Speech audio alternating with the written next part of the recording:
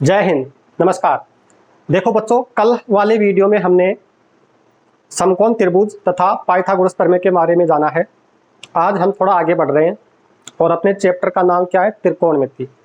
तो अब हम रियल में त्रिकोणमिति होती क्या है उसको देखेंगे। तो उससे पहले हम एक नाम सीखेंगे, त्रिकोणमितीय अनुपात। क्या नाम है? त्रिकोणमितीय अनुपात।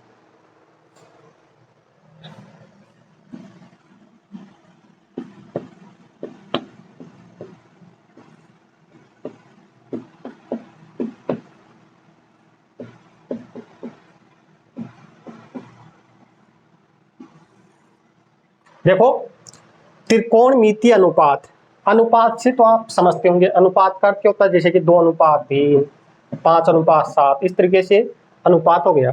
तो ये अनुपात किनका किनका अनुपात? त्रिकोणमिति में हमने कल समकोण त्रिभुज पढ़ा। तो समकोण त्रिभुज की भुजाओं के मध्य अनुपात निकाला जाता है। तो उस अनुपात को हम त्रिकोणमिति में पढ़ेंगे। जैसे कि त्रिभुज बना लेता हूं पहले मैं, समकोण त्रिभुज।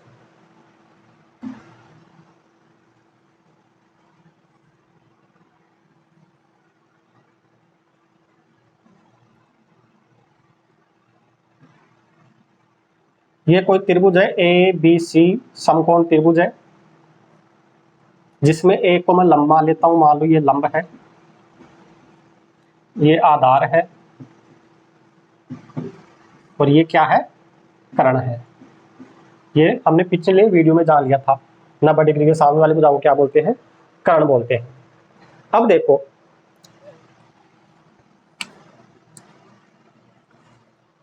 हम अनुपात निकालते हैं त्रिभुज, समकोण त्रिभुज की भुजाओं के मध्य। लंब और आधार ले लेता हूं। जैसे लंब का अनुपात निकाला मैं आधार से। लंब का अनुपात किसके साथ निकाल लूं? कर्ण से।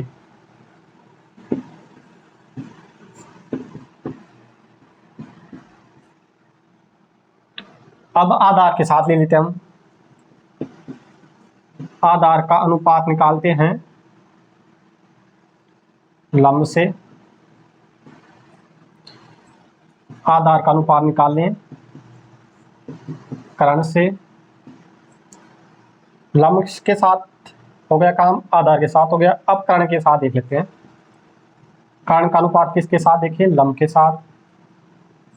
और कर्ण का अनुपात किसके साथ देखें? आधार के साथ। हमने जितने भी संभव अनुपात हुए ना, इन तीनों भुजाओं से लेके लंब, आधार और कर्ण से, वो हमने लिख दिए हैं। वो कितने आए अपने पास? 1 2 3 4 5 6। अब देखो, इसको पढ़ना थोड़ा लंबा है। जैसे लंब बटा आधार, तो इसके लिए एक चिन्ह बना दिया गया है और उस चिन्ह को केवल एक ही नाम दे दिया गया, लंब बटा आधार। और इसको नाम दे दिया tan। क्या नाम दे दिया गया? tan। लंब और कर्ण है, इसके अनुपात को नाम दे दिया गया। जैसे लंब अनुपात कर्ण है, इसको केवल एक ही नाम दे दिया गया, एक चिन्ह के द्वारा प्रदर्शित किया जाता है, जिसको बोलते हैं साइन। ये tan है, ये साइन है। इनको मैं याद कराऊंगा, आप टेंशन मत लो, इसको बाद में देखेंगे। पहले आप ये समझ लो इन भुजाओं के अनुपात को क्या बोला जाता है। जैसे कि लंब आधार, ये बाद में देखेंगे। एक ट्रिक बताऊंगा कि एक tan को लंब अनुपात आधार में लिखेंगे, साइन को लंब अनुपात कर्ण में लिखेंगे, इस तरीके से। तो आधार बटा लंब, इसको बोल देते अपन कोट। इसको कोट के द्वारा प्रदर्शित किया जाता है। आधार बटा कर्ण, इसको कोस के द्वारा प्रदर्शित किया जाता है, COS, कोस। कर्ण बटा लंब, इसको हम प्रदर्शित करेंगे कोसेक।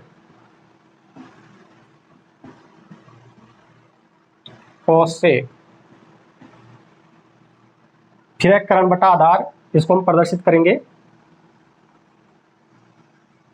सेक। तो कुल मिलाकर हमने क्या जाना इस चैप्टर में? त्रिकोणमिति में त्रिकोणमिति अनुपात। त्रिकोणमिति अनुपात क्या है? त्रिकोणमिति अनुपात है त्रिभुज की, कौन से त्रिभुज की? समकोण त्रिभुज की भुजाओं के मध्य एक संबंध स्थापित किया गया है। समकोण त्रिभुज की भुजाओं के मध्य अनुपात निकाला गया। इन भुजाओं में हम कितने प्रकार से अनुपात निकाल सकते हैं। वो अनुपात है जैसे कि लंब का आधार के साथ कर लिया, फिर लंब का कर्ण के साथ कर लिया, फिर आधार का लंब के साथ कर लिया, फिर आधार का कर्ण के साथ कर लिया। कहने का अर्थ है ये लंब है ना, इस लंब का बाकी दो के साथ अनुपात निकाल लिया, फिर आधार का इन दोनों के साथ अनुपात निकाल लिया, फिर कर्ण का इन दोनों के साथ अनुपात निकाल लिया, और वो कुल मिलाकर कितने हैं, 6 अनुपात प्राप्त हुए। तो इन 6 अनुपातों को एक शॉर्ट रूप में लिखा गया, जिसको एक चिन्ह है, उनका चिन्ह है जैसे कि लंब अनुपात आधार को तो लिख दिया tan, लंब अनुपात कर्ण को लिख दिया sin, आधार अनुपात लंब को लिख दिया cot, आधार अनुपात कर्ण को लिख दिया cos, कर्ण अनुपात लंब को लिख दिया cosec, कर्ण अनुपात आधार को लिख दिया sec। ये है त्रिकोणमितीय अनुपात, इन्हीं को बोला जाता है त्रिकोणमितीय अनुपात। अब मैं आपको इनको क्रम से लिखा रहा हूं और आपको उसी क्रम से इनको याद रखना है, इनको याद कर लेना है, ये जरूरी है याद करना, और इनको याद किए बिना आप त्रिकोणमिति नहीं पढ़ पाओगे। तो सबसे पहले आज हम क्या करेंगे, इनको याद करना सीखेंगे और इनसे संबंधित सूत्रों को जानेंगे और बाद में आगे बढ़ेंगे। तो चलो इसको किस क्रम में याद रखना वो बता रहा हूं मैं। इसको ऐसे लिखा जाता है साइन, और सामने लगा दिया जाता है एक कोण थीटा। जैसे यहां पे मान लो ये त्रिभुज है, इस त्रिभुज में मान लो मैं ये कोण ले लिया, सी कोण ले लिया, तो मैं इसको क्या लिखूंगा, साइन सी। अब कोण सी के लिए आप लंब आधार और कर्ण ढूंढोगे, जो हमने पिछली वीडियो में जान लिया था। ये है कोण। तो अब हम देखते हैं, मतलब कि ये थीटा है ना, ये कोण ये बताता है कि हम कौन सी भुजाओं के मध्य अनुपात निकालें, और कोण सी क्या बताता है, कोण सी के लिए लंब आधार और कर्ण क्या है, ये बात है मेन। तो देखो साइन थीटा, उसके बाद में लिखेंगे अपन कोस थीटा। ये थीटा लिख रहा हूं ना, ये कोई कोण है, साइन थीटा कोस थीटा, फिर उसके बाद में आएगा टेन थीटा, उसके बाद में आएगा कोट थीटा, उसके बाद में आएगा सेक थीटा, उसके बाद में आएगा कोसेक थीटा। इनको आपको इसी क्रम में याद रखना है। कैसे, sine cos tan cot sec cosec, sine cos tan cot sec cosec. आप इनको बार बार लिखोगे, याद करोगे, लिखोगे, याद करोगे, तब जाके आपको ये याद हो जाएंगे। और जैसे जैसे अपन क्वेश्चन करते जाएंगे और जितनी बार करेंगे उतनी ही अपने को ये याद होंगे और अपनी स्मृति में बैठ जाएंगे। तो आप इसकी टेंशन मत लो कि ये क्या चल रहा है, ये तो हमने पहली बार देख रहे हैं। आप इससे जितनी बार देखोगे, जितनी बार पढ़ोगे, उतना ही आपको ये मस्तिष्क में बैठता जाएगा। तो इस बात की टेंशन मत लो, फिलहाल आप इसको एंजॉय करो और समझो कि हम क्या बताने जा रहे हैं। त्रिकोणमितीय अनुपात क्या है, समकोण त्रिभुज की भुजाओं के मध्य अनुपात निकाला जाता है। उस अनुपात को किसी चिन्ह के द्वारा प्रदर्शित किया जाता है, उसी को क्या बोल रहे हैं अपन, सम त्रिकोणमितीय अनुपात। और वो त्रिकोणमितीय अनुपात कितने, 6 है। 6 ही क्यों है, क्योंकि हम उनकी भुजाओं के मध्य केवल 6 तरीके हैं अनुपात निकालने के, इसलिए इसको 6 ये चिन्ह हैं इसके, sine cos tan cot sec cosec. इसी क्रम में आपको इनको याद रखना है। इसी क्रम में याद क्यों रखेंगे, इसके लिए मैं एक ट्रिक बता रहा हूँ। ये अनुपात है ना, आपको ये लंब अनुपात आधार को ही टेन क्यों बोले, अब ये आपको कंफ्यूजन नहीं रहेगा कि ये इतना याद कैसे किया जाए, कैसे करें। केवल आपको इस चीज को याद रखना है, लंब sine theta cos theta tan theta cot theta sec theta cosec theta, sine theta cos theta tan theta cot theta sec theta cosec theta. इसको बार बार पढ़ोगे, याद करोगे तो ये याद हो जाएंगे, क्योंकि ये आपको याद करना जरूरी है। यदि ये याद नहीं हुए तो आप त्रिकोणमिति नहीं पढ़ पाओगे। अब हम इसके सूत्र देखते हैं, मैं इधर वाले को मिटा रहा हूं।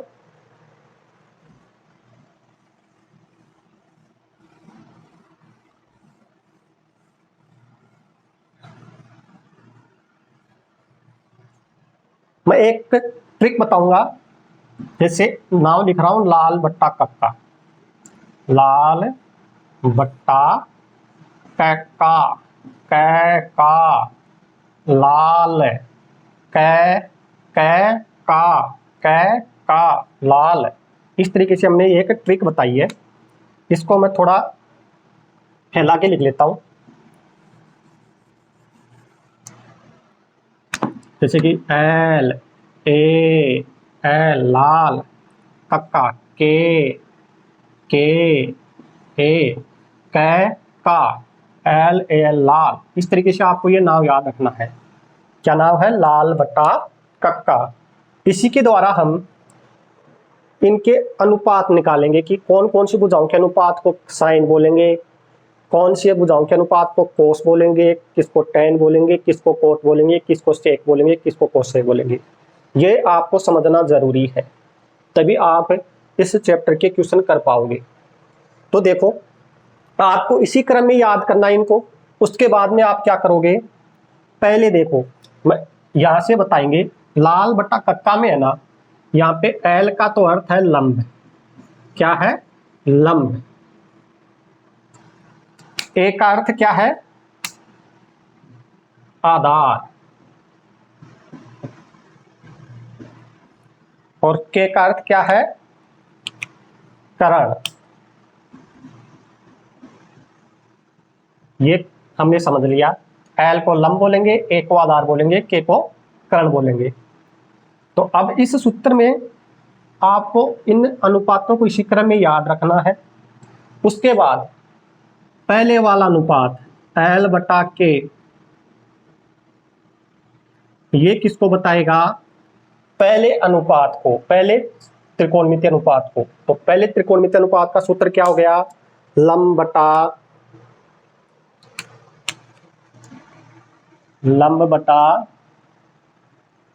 कर्ण। आप इसको लंब बटा कर्ण क्यों लिख रहे हैं? क्योंकि आप जैसे कि 3:4 है ना, इसको ऐसे भी लिख सकते हो 3:4। ये एक अनुपात ही है, कुल मिलाकर क्या है? ये अनुपात ही है। तो पहला सूत्र किसका होगा यहाँ पर? साइन थीटा का। साइन थीटा, थीटा क्या है? कोण है। उस कोण से संबंधित लंब और कर्ण ढूंढना है इसमें, इस समकोण के त्रिभुज में। जैसे कि अपने को ये थीटा के स्थान पर यदि ए दे दिया जाए ना, तो इस साइन ए के लिए अपन लंब और कर्ण ढूंढेंगे इस त्रिभुज में। ये है मेन बात। दूसरा देखो, पहला साइन आ गया। दूसरा देखो, दूसरा किसका है? Cos theta. कोस थीटा का सूत्र कहां से बनेगा? ये सूत्र बन जाएगा कोस थीटा का, आधार बटा कर्ण। तो कोस थीटा का सूत्र हो गया अपने पास आधार बटा कर्ण। तो ये दूसरा सूत्र किसका हो गया? कोस थीटा का।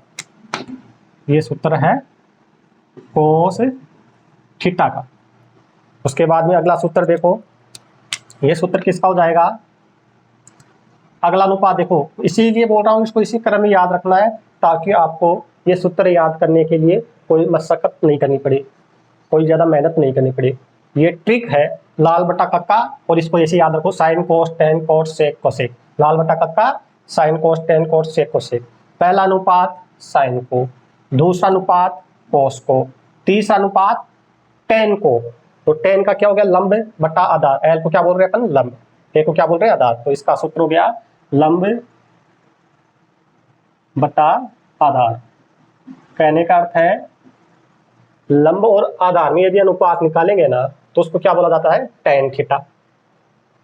तो ये सूत्र किसका हो गया? टेन थीटा का। ये है टेन थीटा। अब आपको कुछ नहीं करना है, कोट के लिए आप नीचे से स्टार्ट कर दो। कोट के लिए क्या हो जाएगा? आधार बटा लंब, आधार बटा लंब। तो ये किसका सूत्र है? कोट थीटा का। उसके बाद में देखो, कोट थीटा क्या हो गया? आधार बटा